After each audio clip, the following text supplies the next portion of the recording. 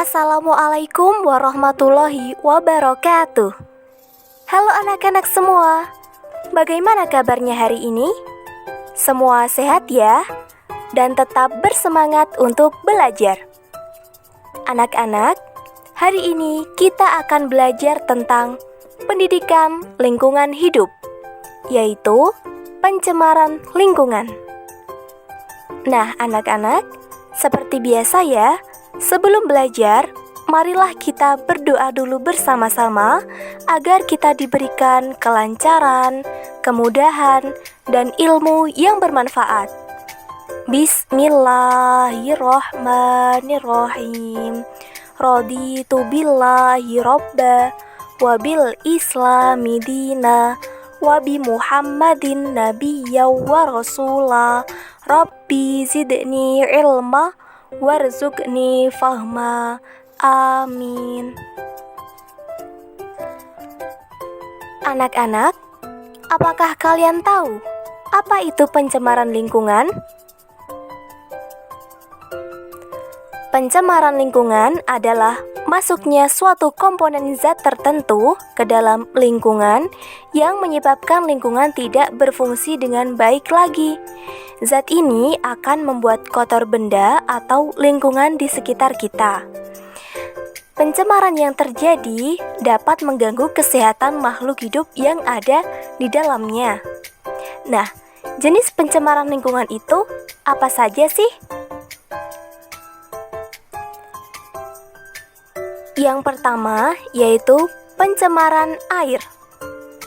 Pencemaran air yaitu keadaan air yang semula bersih menjadi kotor disebabkan karena adanya suatu zat atau komponen lain yang berbahaya.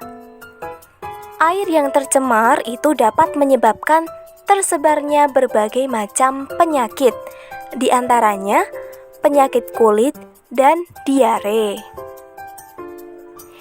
Nah, anak-anak, berikut ciri-ciri air yang tercemar. Yang pertama, baunya menyengat dan tidak sedap. Yang kedua, warnanya keruh dan kotor.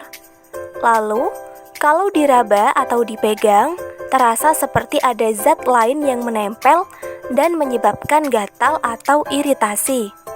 Lalu, di dalam air tersebut terkadang terdapat binatang kecil seperti cacing dan sebagainya. Nah, diingat ya ciri-ciri air tercemar itu. Selanjutnya yaitu penyebab air tercemar. Yang pertama, limbah pabrik. Limbah pabrik biasanya mengandung zat yang berbahaya. Limbah pabrik yang dibuang ke sungai menyebabkan air menjadi kotor dan tercemar. Yang kedua, limbah rumah tangga yang berasal dari hasil kegiatan aktivitas manusia di rumah. Contohnya seperti sampah, air bekas sabun, atau deterjen. Yang ketiga, limbah pertanian. Penggunaan pestisida yang berlebihan pada pertanian dapat mengganggu keseimbangan ekosistem air. Lalu, apa yang dapat kita lakukan untuk mencegah pencemaran air?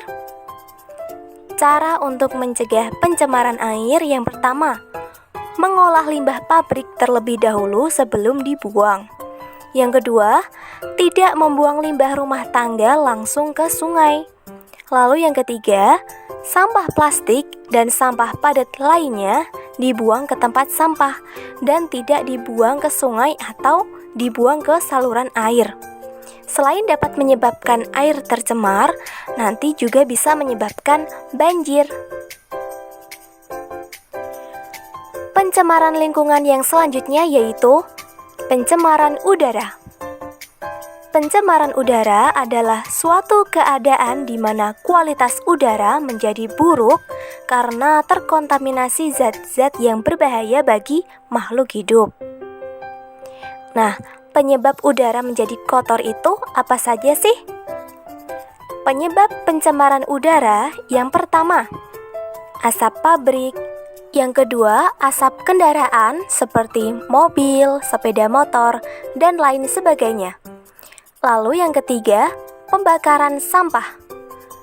Dan yang terakhir, kebakaran hutan. Nah, bisa dilihat ya contohnya seperti itu. Lalu, bagaimana cara mencegah pencemaran udara? Cara mencegah pencemaran udara yang pertama, mengurangi penggunaan kendaraan bermotor. Jika berpergian tidak terlalu jauh, alangkah baiknya berjalan kaki agar lebih sehat. Lalu yang kedua, hindari membakar sampah sembarangan. Alangkah baiknya sampah didaur ulang terlebih dahulu. Seperti contohnya, sampah plastik didaur ulang menjadi kerajinan rumah tangga, sedangkan sampah organik atau sampah basah bisa didaur ulang menjadi pupuk kompos. Yang ketiga, reboisasi atau penghijauan pada hutan gundul.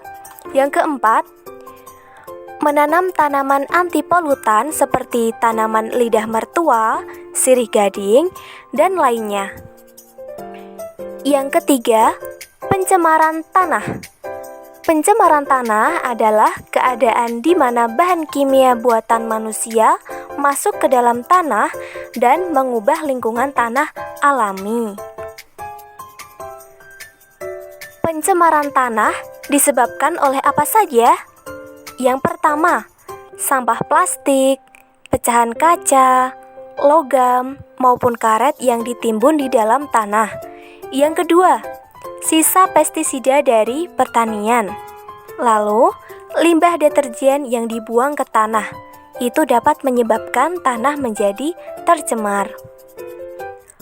Nah, selanjutnya, cara mencegah pencemaran tanah ada beberapa cara ya.